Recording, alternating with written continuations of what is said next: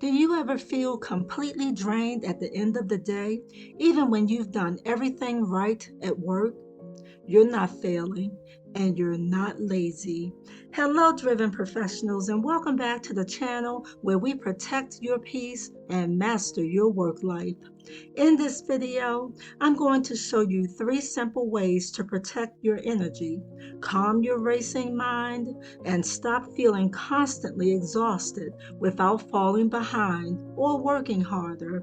And the best part, you can start practicing the first action right now. All right, ambitious professionals, I know that you always give your 100%, so let's do this.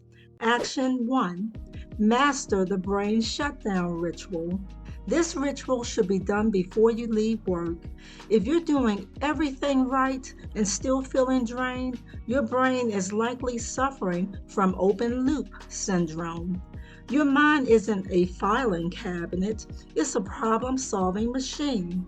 When you force it to store reminders while trying to rest, your nervous system stays in a state of high alert. To truly rest, you need a physical and mental ritual that tells your brain it's safe to turn off. Step 1. Empty the tank. This is your brain dump. Your brain will keep racing as long as it's afraid you'll forget something. You need one trusted place, not several apps or sticky notes to hold your mental clutter. Here's the exercise. Take 2 minutes to write down every task, worry, or to do currently in your head. The goal here is to get specific tasks out of your head. For example, call the doctor's office and email Tom. Get those tasks out of your head and onto paper. Once it's recorded, your brain can stop looping on it. Step 2. Close the loop. Now, this is the priority. A long list can be just as overwhelming as a full brain. To prevent decision fatigue, tomorrow morning, look at your list and pick the single most important thing you need to do first. Write down exactly where you will start. By defining the starting point, now you prevent your brain from processing the problem all night long. And step 3. Flip the off switch. Now that your thoughts are safely stored, you must signal the end of the day to your nervous system. This is a physical or verbal cue that work is officially over, not just on the clock, but in your mind. Remember that you don't get paid to think about work when you're off. So choose your cue. For example, closing your laptop, or physically leaving your workspace, or saying to yourself, I am done for today. This isn't about being an underachiever, it's about recovery.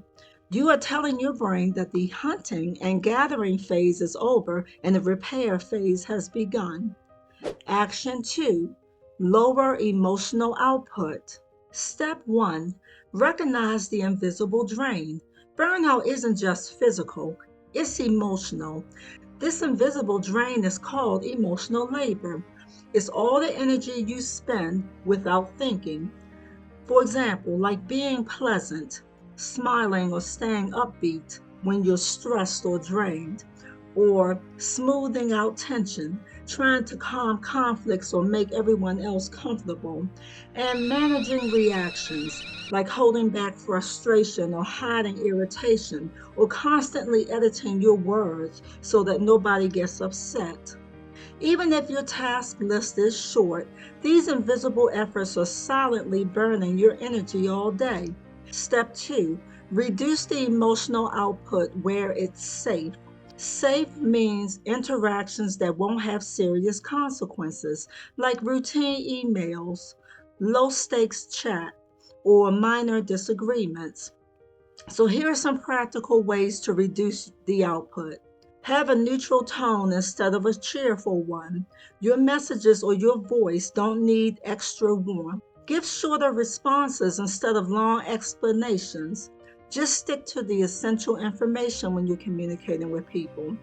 And use less self-editing in these low-stakes interactions. Don't rewrite everything to avoid offense. And let me tell you why this works. Professional doesn't mean emotionally available 24/7. Conserving energy here keeps you responsive for moments that truly matter. Here's a mini experiment for today. Pick one interaction that normally drains you. Respond neutrally or concisely. Notice how much energy you save. See, this is not about being cold or rude. It's about proving to your nervous system that it's safe to release energy. For example, replying to a routine work email without emojis or extra sentences. Giving a short, polite response in a casual chat instead of explaining yourself. So conserve your emotional energy so that you can do the things that really matter, like solving real problems, focusing deeply, or truly connecting when it counts. If rest isn't helping, it's because your days never slow down. So here is action 3. Create one low demand hour. So, step one is to understand the purpose for this. Even when you're doing everything right, your brain and nervous system are constantly on. And you can finish your task and check your calendar. But if your day never slows down, your body never truly recovers. A low demand hour is a small window where you do nothing that requires intense focus, problem solving, or emotional effort. This isn't laziness. It's a reset, a way to recharge without guilt. Step 2 is to define your low demand hour. Here's how to make it concrete. Pick 1 hour in your workday that you can safely slow down, like a morning or afternoon, whichever one works. Pick a time when your energy usually dips. Now, during this hour, limit high stakes work. In essence, no major decisions, no emotionally charged emails, and no problem solving that stresses you out. And then use the time for simple, low effort tasks or nothing at all, like organizing your desk, reviewing notes, or maybe some gentle reading or learning, or some mindful breaks like stretching or walking or breathing exercises. Now, step 3 is signal safety to your nervous system. Your brain needs permission to slow down. To make the low demand hour work, announce it to yourself. This hour is for low demand work only. Then set boundaries by turning off non essential notifications or muting your chat apps. Even 15 to 30 minutes is better than nothing if you can't carve out a full hour. Even a single low demand hour in your day can make the rest of your tasks feel less draining. Which one are you starting with today? Clearing your mental load, lowering emotional labor, or creating a low demand hour? Tell me in the comments. Feeling constantly drained doesn't mean you're failing. It means your nervous system needs a break.